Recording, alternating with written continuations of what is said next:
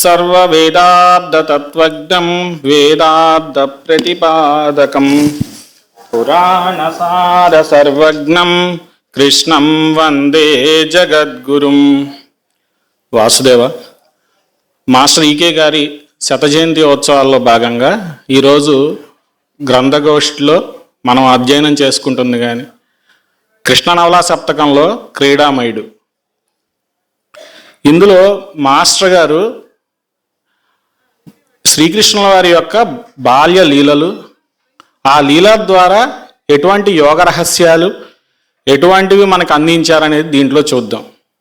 అనాది కాలంగా మనకి అంటే ఏ యుగమైనా కావచ్చు, మన వేద విద్య మీద అనేక దాడులు జరుగుతూనే ఉన్నాయి. అంటే అది ఈ కలియుగం కావచ్చు, ద్వాపర యుగం కావచ్చు, ఏ యుగమైనా సరే దీని మీద అనేక దాడులు జరుగుతుంది. దీంట్లో యవనులు వాళ్ళు ప్రతిపాదించిన విద్య ద్వారా ఎలా దీనికి డ్యామేజ్ చేశారనేటువంటిది, తర్వాత ఒక పాజిటివ్ వేలో పరాశరులు, వేదవ్యాసులు, సాందీపని మహాముని, అగస్త్యులు, గర్గ్యులు, ప్రవర్గ్యులు ఇట్లాంటి మహామునులు కానీ, ఋషులు కానీ, వేదర్షులు కానీ ఎలా దీన్ని సంరక్షించారనేటువంటిది దీంట్లో మొత్తం కూడా ఇచ్చారు. అంటే శ్రీమన్నారాయణుడే ఆ భౌతిక దేహం తీసుకున్నప్పుడు అవతరణగా దిగి వచ్చింది శ్రీ మహావిష్ణువు, అవతరణగా దిగి వచ్చింది శ్రీకృష్ణ అవతారం. సరే, శ్రీకృష్ణుడు జన్మించిన తర్వాత ఇక్కడికి మనకి వ్రజగోకులానికి తీసుకురాబట్టడం ఇవన్నీ జరిగింది. అయితే ఇప్పుడు మనం ఒక్కొక్క దానిగా మనము అధ్యయనం చేసుకుంటే, ముందు ఉపోద్ఘాతంలోనే మాస్టర్ గారు ప్రణాళిక అనేటువంటిది ఒకటి ఇచ్చారు. ప్రణాళిక, ఇందులో మానవ ప్రణాళిక, విశ్వ ప్రణాళిక లేక భగవత్ ప్రణాళిక అనేటువంటిది రెండు విధాలుగా గురించి డిస్కస్ చేశారు. మొట్టమొదటిది మానవ ప్రణాళిక. మానవ ప్రణాళిక అనేటువంటిది ఏంటి అంటే, మనం ప్రపోజ్ చేసింది అది ఎటువంటి ఒక మంచిది కావచ్చు, లేకపోతే ఎటువంటిదైనా కావచ్చు, ఆ ప్రణాళిక మొదలుపెట్టి అది ముందుకు వెళ్తున్న కొద్దీ దానిలో మన ఎంత చిత్తశుద్ధి ఉన్నది అనే దాన్ని బట్టి ఉంటుంది. ఉదాహరణకి మానవ సంకల్పమైన ప్రణాళికలో అది దేని మీద డిపెండ్ అయి ఉంటుందంటే, ఆ సంకల్పం చేసిన వ్యక్తి యొక్క చిత్తశుద్ధి మీద ఉంటుంది. అందులో గనక ఏమైనా లోపాలు గనక ఉంటే, అంటే ఎలా అయితే ఒక విత్తనం మనం భూమిలో పాతి పెడితే ఒక వృక్షంగా, మహావృక్షంగా ఎలా అయితే పెద్దదవుతుందో, దాంతో పాటుగానే ఈ విత్తనంలో దాంట్లో ఏమైనా ఒక చెడు సంకల్పం కానీ ఏవైనా గనక ఉంటే అది కూడా ఒక మహావృక్షంలాగా వెళ్ళి పెరిగి పెద్దదయ్యి ఏ ప్రణాళిక అయితే తను ప్రపోజ్ చేశాడో దానికే ప్రతిబంధకంగా మారుతుంది. దానికి ఉదాహరణగా మాస్టర్ గారు ఇచ్చింది శ్రీకృష్ణ భగవానుడు, యాదవులు, దుర్యోధనాదులు, జరాసంధులని ఎగ్జాంపుల్గా ఇచ్చారు. అందులో ఏ సమర్పణ బుద్ధి లేక ఎటువంటిది లేక నశించిన వాళ్ళు యాదవులు. ఇక మానవ సంకల్పం, వాళ్ళ ఓన్ ప్రపోజల్స్ వచ్చి డిస్ట్రక్టివ్గా వెళ్ళిన వాళ్ళు దుర్యోధన, జరాసంధాదులు. అయితే విశ్వ ప్రణాళికకు తమను తాము అర్పణ చేసుకున్నది కృష్ణ పరమాత్మ అనుగ్రహం ద్వారా ధర్మనందనులు, పాండవులు. వీళ్ళు ఆ విశ్వ ప్రణాళికని ఆ భౌతిక కక్షలోకి నిర్వర్తింపచేయుటకు వాళ్ళు సబ్మిట్ చేసుకున్నారు. ఈ మొత్తం కూడా ఈ జగద్వ్యూహాన్ని మొత్తం కూడా నడిపించిన వాళ్ళు నారద మహర్షి మరియు సనత్ కుమారుల వారు. ఇది దీంట్లో మాస్టర్ గారు ముందే ఇచ్చున్నారు, ఈ భగవత్ ప్రణాళిక ఎలా సాగుతుంది, ఎలా వెళ్తుందని. వాళ్ళు ఇప్పుడు మనకి మహర్షులు సత్రయాగాలు లాంటివి సంకల్పన చేశారు. అంటే కొన్ని యుగాల పాటుగా అలా జరుగుతూనే ఉంటాయి విశ్వ కళ్యాణం కోసం. ఆ విశ్వ కళ్యాణం కోసం ఇప్పుడు మన మాస్టర్ ఈకే గారు కూడా డిస్పెన్సరీస్ అనేటువంటిది మనకి ఇచ్చారు. అది అలా సత్రయాగం లాగా సాగుతూనే ఉంటుంది, ఒకళ్ళ తర్వాత ఒకళ్ళు అలా వెళ్తుంది.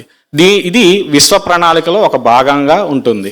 మనం తర్వాత కృష్ణ పరమాత్మ యొక్క బాల్యలీలలు మనం దాంట్లోకి వస్తే, మొట్టమొదటిగా అసలుకి కృష్ణ భగవానుడికి అండ్ ఆయనకి అభేదమైనటువంటి శక్త్యావతారము రాధాదేవి.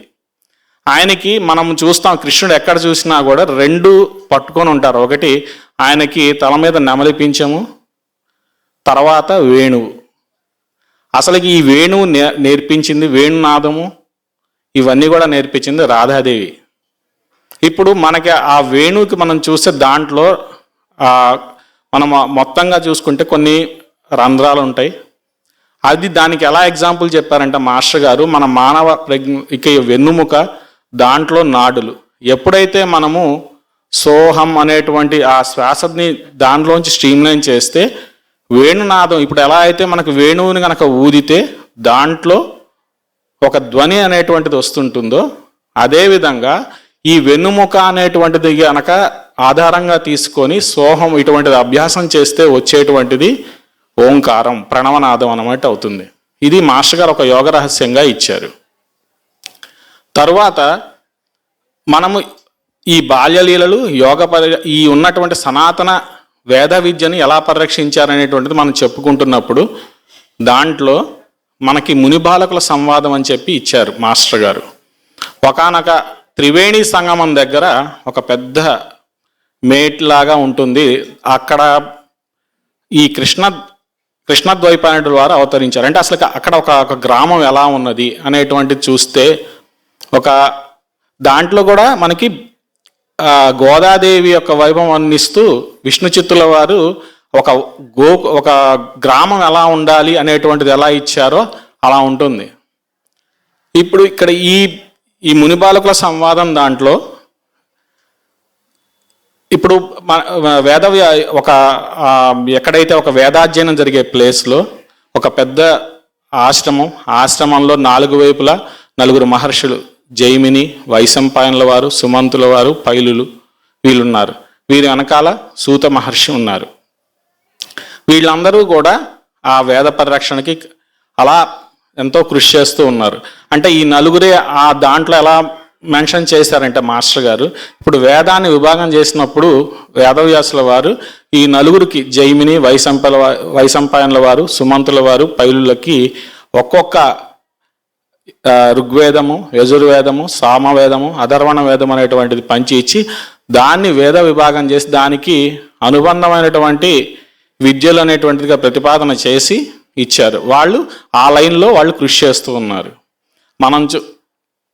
అక్కడి నుంచి మనం అక్కడ వేదవ్యాసుల వారు ఆ త్రివేణి సంగమంలో ప్రత్యక్షం అవడం జరుగుతుంటుంది.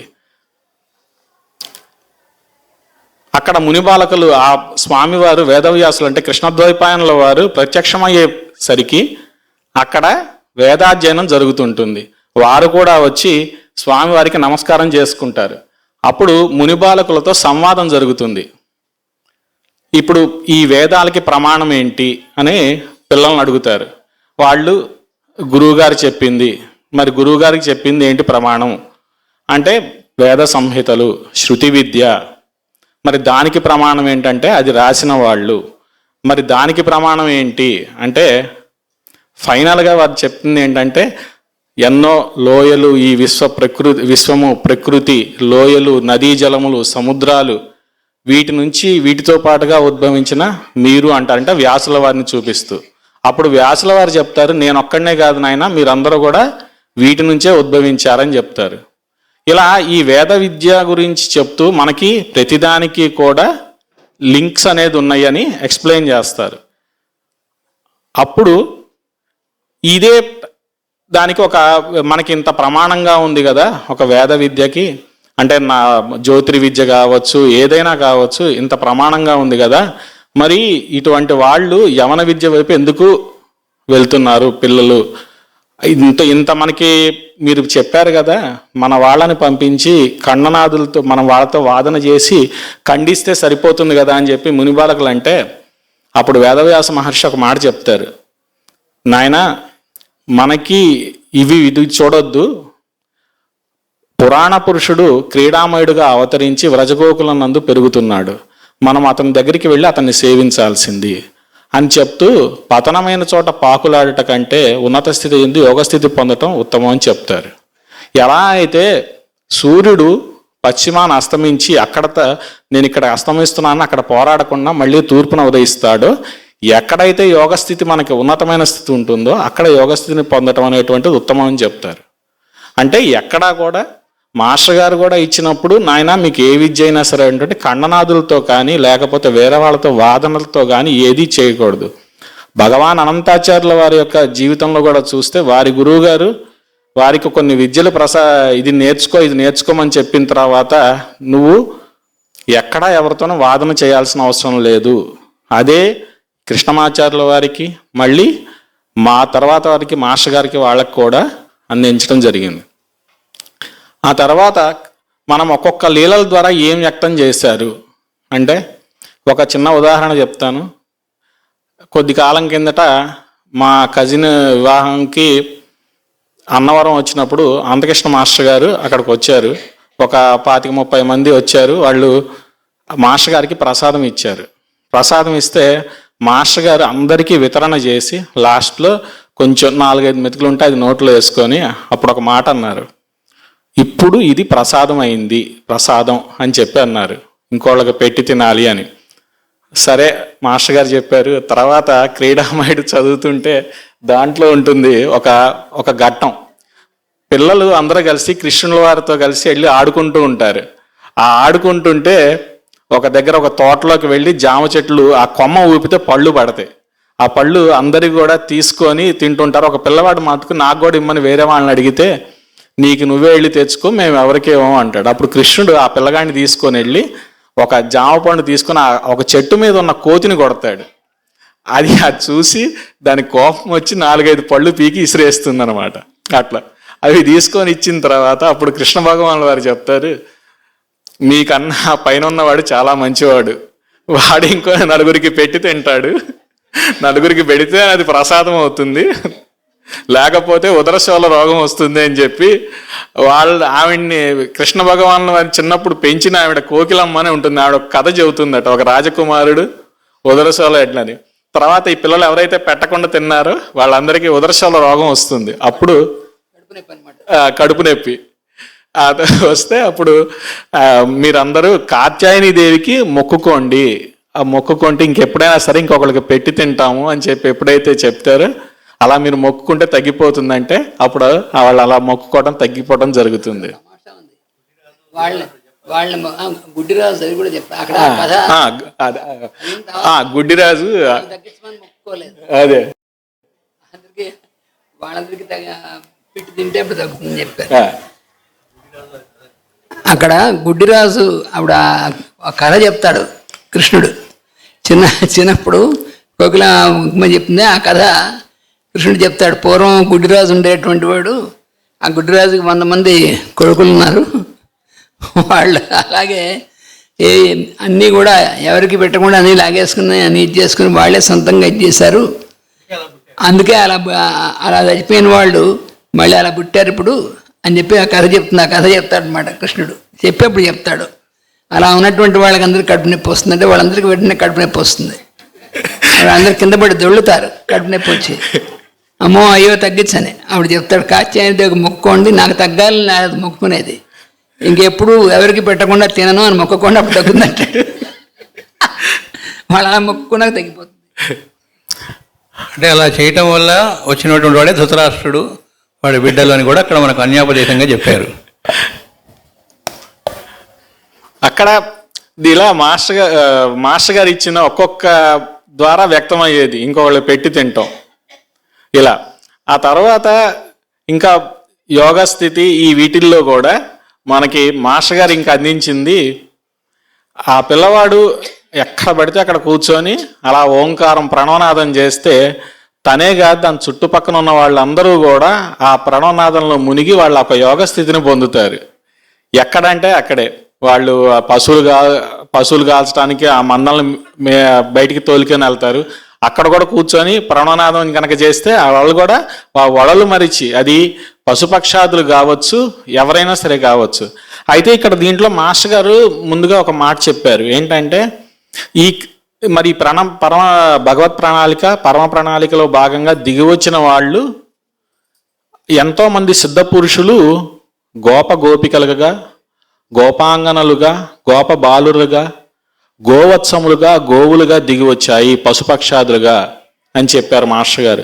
అందుకనే ఈ ఈవెన్ స్వామివారు ఎటన్నా అంటే మనకు ఆ గోశాల వైపు కనుక వెళ్తే అక్కడ ఆ గోవులు కూడా ఒక అర్ధనిమీలిత నేత్రాలతో ఆ స్వామిని అలా చూస్తూ ఉండిపోతాయట.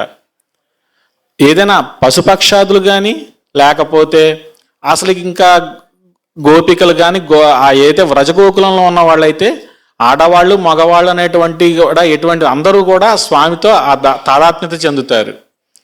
దాంట్లో కొన్ని చోట్ల చెప్తారు, నాయన ఇది యోగమాయ లేకపోతే ఏ మాయ రోగమా అని కూడా అంటుంటారు అనమాట.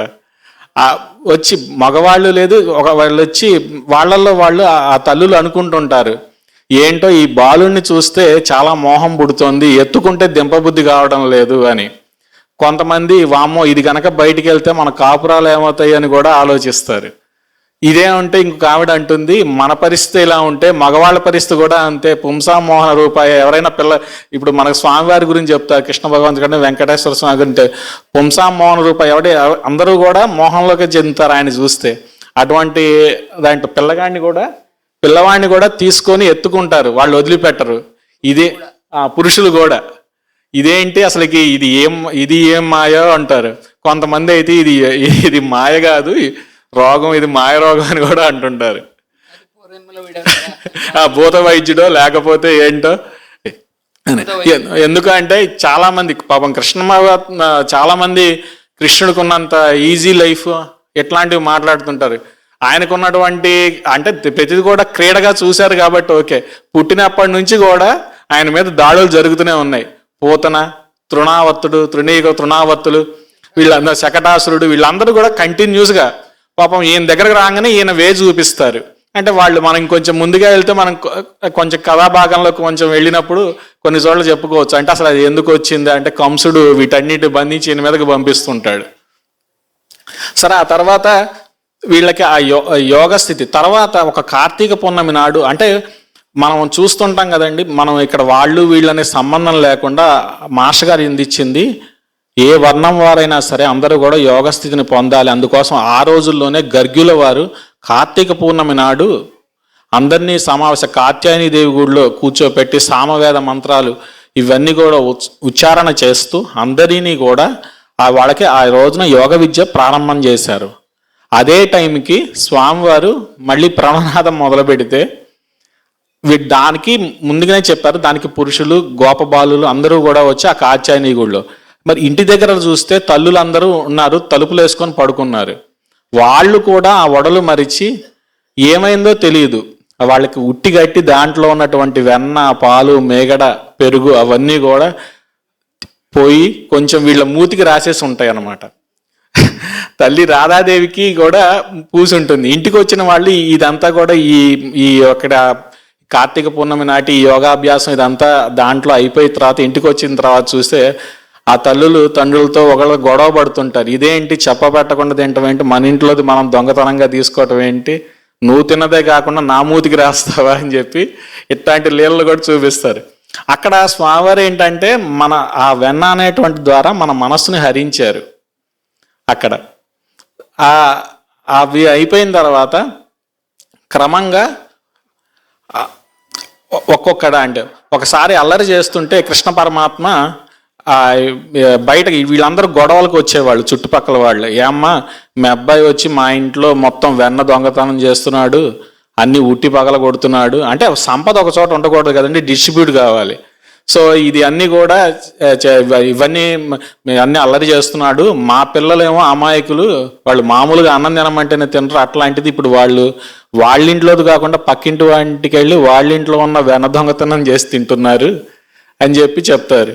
ఈ కోకిలమ్మేమో గొడవ పడుతుంది, ఏమ్మా చిన్నపిల్లవాడు, వాడు పసివాడు, వాడెక్కడ ఇంట్లో ఉన్నాడు, వాడెప్పుడు ఇంట్లో ఉంటాడు, తల్లిచాటు బిడ్డవాడు, వాడు అసలుకి వాడికి అమాయకుడు, వాడికి ఇవేం తెలియదు, మీరు అన్ని అభాండాలు వేస్తున్నారని చెప్పి గొడవ పడుతుంది. ఈ లోపల వీళ్ళు ఒక చోట కూర్చుంటే యశోద తల్లి దగ్గరకు వచ్చి చెప్తారా, అమ్మ శ్రీకృష్ణుడు మట్టి తింటున్నాడు అని చెప్పి, ఇసుక తింటున్నాడు, మట్టి తింటున్నాడు అని చెప్పేసరికి వచ్చి చూస్తే నోరు తెరిచి చూస్తే ఒక్కొక్క ఇసుక రేణు ఒక్కొక్క గోళంలాగా, దాని నుంచి అనేక కోట్ల పరమాణువులు, మళ్ళీ ఆ ఒక్కొక్క అణువు కూడా మళ్ళీ ఒక సూర్యగోళం, దాని చుట్టూ గ్రహాదులు, ఇన్నిగా చూపించి వాటన్నిటి నుంచి మళ్ళీ నక్షత్రాలు ఎన్నో తారకలుగా కనిపించినాయి. ఆవిడ ఒకసారి అలా స్టన్ అయిపోయి అలా చూస్తూ ఉంటుంది. ఈ లోపల మళ్ళీ ఆయన ఎప్పుడైతే దాన్ని ఆ మాయని అలా ఆపేశాడు, తర్వాత కోకిలమ్మ పట్టుకొని వస్తుంది. ఏంటమ్మా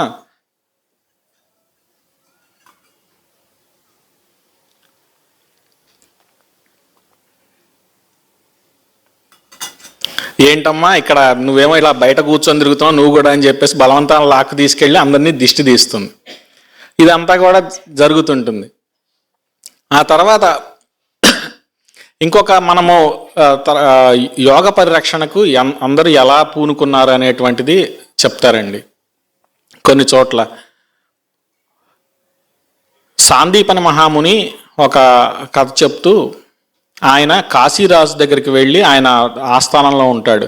ఏమండి ఇలా యవన విద్య అంతా బాగా పెరిగిపోతుంది, వాళ్ళు చాలా బేస్లెస్గా ఉన్నారు, ఏది కూడా ఒక ప్రామాణికం కాదు, దానివల్ల మొత్తం కూడా సమాజం కుంటుపడుతుంది, దీన్ని మనం ఎలా అయినా సరే ఖండించాలి అంటే మీరు, ఆయన కూడా విద్యాపారంగతుడు కాశీరాజు, మీరు మధ్యలో ఉండి ఒక జడ్జిగా ఉండి మీరు నిర్ణయం చేయాలి, మీరు ఉంటే నేను వాదన చేసి వాళ్ళని గెలుస్తాను అని చెప్తే సరే అని చెప్పి శంఖలిఖితుడు అనేవాడిని పిలిపిస్తాడు. నాయన నీవు జ్యోతిర్విద్య ఉంది కదా, అనాది కాలం నాటి నుంచి వస్తున్నటువంటి జ్యోతిర్విద్య ఇది, దాంట్లో ప్రతిదానికి ఒక ప్రమాణం ఉంది.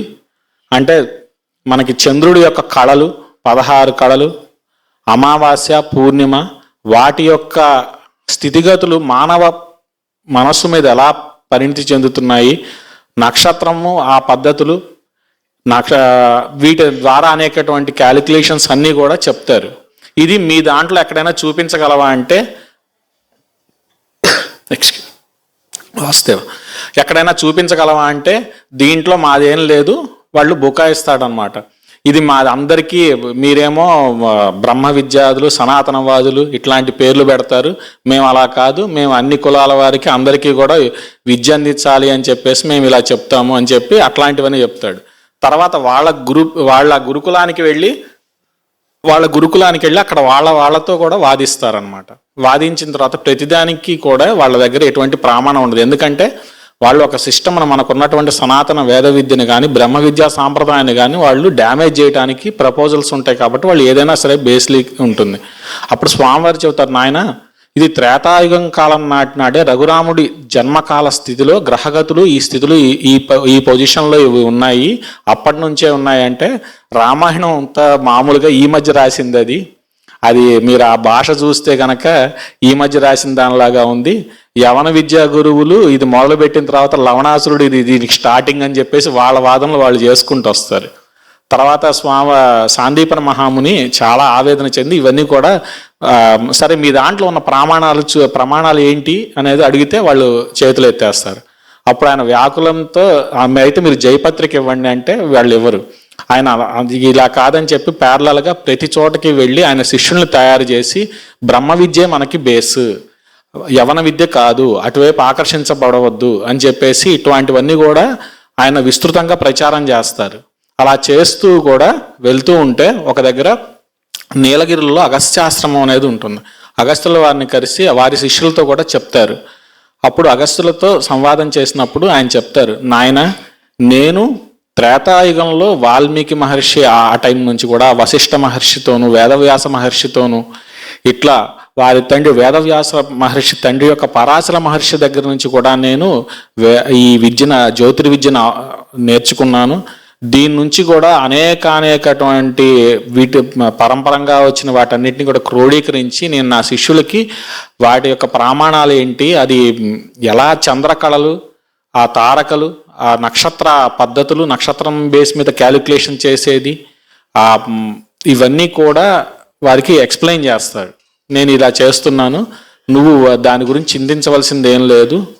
ఆల్రెడీ వ్రజగోకులంలో ఆ బాలుడు కృష్ణ పరమాత్మ పెరుగుతున్నాడు, మనందరం కూడా ఆయనకి ఆయన ప్రణాళికలో మనం అలా వర్క్ చేయాలి. కొద్ది కాలం అయిన తర్వాత ఆ సాందీపని మహాముని నువ్వు సిప్రా నది తీరంలోకి వెళ్ళి నువ్వు వేద విద్యాలయాన్ని ఏర్పాటు చేసుకుంటే నీ దగ్గరికి ఆయన వచ్చి 64 రోజుల్లో 64 విద్యలు అభ్యసిస్తాడు అని చెప్తారు. అట్లా అని మళ్ళీ సాందీపనికి ఒక మాట చెప్తారు, నాయన నువ్వు చెప్పకపోతే ఆయనకేం తెలియదు కాదు, నీ అనేక జన్మల పుణ్య ఫలితము శ్రీకృష్ణ భగవానులకి మీరు గురువుగా రావటము అని. ఈ విషయం చెబుతుంటే వాడు గుర్తొస్తుంటుంది. ఈకే మాస్టర్ గారు పిహెచ్డి చేసినప్పుడు ఆయనకి గైడ్ ఎవరైతే ఉన్నారో ఆయన గారి గురించి ఒక చోట చెప్తే ఆ గైడ్ గారు తీసుకొని ఒక మాట చెప్తారట, కృష్ణమాచార్యుల వారికి నేను గురువు లేకపోతే ఒక గైడ్ ఎట్లాంటి వాడిది అంటే శ్రీకృష్ణ పరమాత్మకి సాందీపన్ ఎటువంటి గురువు నేను అంతే అన్నారు. అట్లా ఆయన ఒక్కొక్కటి అలా మనం చూసుకుంటే ప్రతిదీ కూడా మాస్టర్ గారు ఆయన ఆచరణ చేసి చూపించారు. తర్వాత ఈ వేద పరిరక్షణకి అంటే ఎవరైనా సరే వచ్చినప్పుడు తన దగ్గరికి ఒక ఆశ్రితులుగా కానీ లేకపోతే ఒక సలహా కోసం కానీ వచ్చినప్పుడు ఎవరు ఎలా ఇచ్చారనేది ఒక సంవాదం ఉంటుందండి. దాంట్లో పాండురాజు వాళ్ళ దగ్గరకు వచ్చిన కోయలతో చెప్తారు, ఎక్కడ ప్రాబ్లం వచ్చిందంటే ఈ కోయరాజు ఉంటాడు హిరణ్యధనుడు అంటే ఏకలవ్యుడి తండ్రి, వాడు సుబలుడు, రక్తశర్మ, కేశి వీళ్ళందరూ కూడా ఈ యవన విద్యా సాంప్రదాయాన్ని బాగా ఎక్స్పాండ్ చేద్దామని చెప్పేసి చూస్తారు.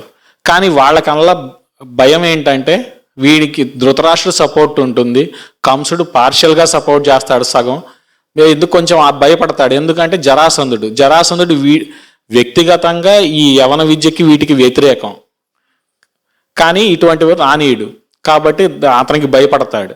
అప్పుడు దీన్ని ప్రబలుతున్నప్పుడు చెప్తాడు అనమాట, వాళ్ళకి గైడ్ చేస్తాడు, నాయన మీరు మీ కోయ జాతి వారికి యొక్క కులదైవం ఆంజనేయ స్వామి, ఆ ఆంజనేయ స్వామి నిత్యం స్మరణ చేసుకుంటే శ్రీరామచంద్రుడు ఇప్పుడు కృష్ణావతారంగా అవతరించాడు, ఆల్రెడీ అక్కడ పెరుగుతున్నాడు, ఆయన కొద్ది కాలం మనం వేచి చూస్తే మనం ఇక్కడ ఈ హిమాలయ పర్వత ప్రాంతాల దగ్గరికి రావటం జరుగుతుంటుంది అని చెప్పి వాళ్ళకి గైడ్ చేస్తాడు. మీరు అనవసరంగా మీరు తక్కువ వాళ్ళని వాళ్ళే అంటారు, మిమ్మల్ని వాళ్ళు సిటీలో ఉన్న వాళ్ళు అంటే ఇప్పుడు ఎవరైతే నగరాల్లో రాజ్యంలో ఉన్నటువంటి ధృతరాష్ట్రుడికి కానీ కంసుడికి కానీ మధురానగర పట్టణాధీశులకు కానీ వాళ్ళెవరికి కూడా మీ బాగోగులు పట్టదు అని చెప్పి ఇలా మొదలుపెట్టి మిమ్మల్ని మిస్గైడ్ చేస్తారు. కాబట్టి అట్లా దాంట్లో టెంప్ట్ అయ్యి వెళ్ళిపోయిన వాడే మీ హిరణ్యధనుడు. అతను యవన విద్యని చేస్తున్నాడంటే ఒకతను అంటాడు, నేను వాడిని చంపేస్తానంటే, నాయన మన వాళ్ళని మనం చంపుకోకూడదు, మనకి మంచి చెడులు అనేటువంటి తెలుసుకొని దాని ప్రకారంగా మనం నిర్వర్తించాలి అని అక్కడ ఆ పాండురాజు కోయిర వాళ్ళతో చెప్తాడు. ఆయన అలా చెప్తూ అక్కడ దిక్కుల గురించి చెప్తూ ఆ ఒక్కొక్క దిక్కు నుంచి తూర్పు, పడమర, ఉత్తర, దక్షిణాలు, ఆగ్నేయ, వాయువ్య, నైరుతి, ఈశాన్యాలు చెప్తూ ఎప్పుడెప్పుడైతే అధర్మం వైపు ధర్మంగా ఉన్నంతసేపు ఈశాన్య దిక్కు నుంచి రక్షణ అనేటువంటిది జరుగుతుంది, అధర్మం పెచ్చు విరిగినప్పుడు వాయువ్యం నుంచి బార్బరకులు కానీ లేకపోతే యవనులు కూడా దాడి చేసి మొత్తం కూడా అవుతుంది అని చెప్పి చెప్తారు. అక్కడ వాళ్ళని అంత చాలా ఎడ్యుకేట్ చేసి వాళ్ళని కంట్రోల్ చేయడం జరుగుతుంది.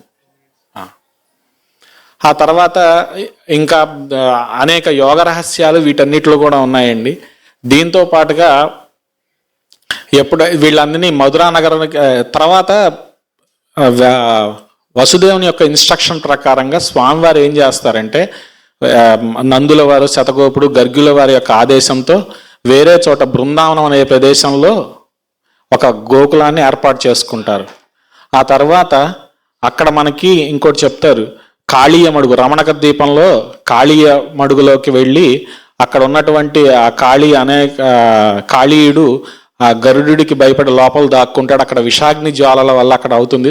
తర్వాత స్వామి వచ్చి కాళీయమర్దనం చేసి అక్కడ వాళ్ళందరికీ కూడా ఇస్తాడు. ఆఖరిన కృష్ణ పరమాత్మ కంసుడే డిజైన్ చేసుకుంటాడు, వాడి డెత్ని ఆహ్వానిస్తాడు. వెళ్తే అక్కడికి వెళ్ళిన తర్వాత చంపేయడం జరుగుతుంది. తర్వాత అక్కడ చూసేసి వాటి మీద కూర్చునేసరికే పడిపోతారు. ఈ లోపలనే చాలా జరుగుతుంటాయి. అనేక పిశాచాలు, కేసి అనేవాడు యవన దానిలోంచి తీసుకొని అనేక పిశాచాలను ప్రయోగించడం, వాళ్ళన్నిటికీ కృష్ణుడు వాటికి విముక్తి కలిగించడం కూడా చేస్తారు. ఆఖరిగా కృష్ణుడు వాళ్ళని చంపిన తర్వాత విముక్తి చేసి మీరు రాజుగా ఉండమంటే నేను రాజుగా ఉండను, నాలాంటి మా కన్నందుకు నా తల్లిదండ్రులు కష్టపడ్డారు, ఇంకా జైల్లో ఉన్నారు. అదే ఏ యోగ్యుడైన వాడిని కనుక కని ఉంటే ఎప్పుడో వాళ్ళని విడిపించేవాడని చెప్తాడు. అంటే అక్కడ కూడా స్వామి తల్లిదండ్రులకి ఒక కొడుకు తల్లిదండ్రులకి ఎలా ఉండాలి, గురువులతో ఎలా ప్రవర్తించాలనేటువంటిది అనేక వాడిని క్రీడా లీలలుగా మనకు చూపించారు. అటువంటి భక్తి, ఆ గోపికా భక్తి మనందరికీ మాస్టర్ గారు ప్రసాదించాలని కోరుకుంటూ వాసుదేవ వాసుదేవ వాసుదేవ.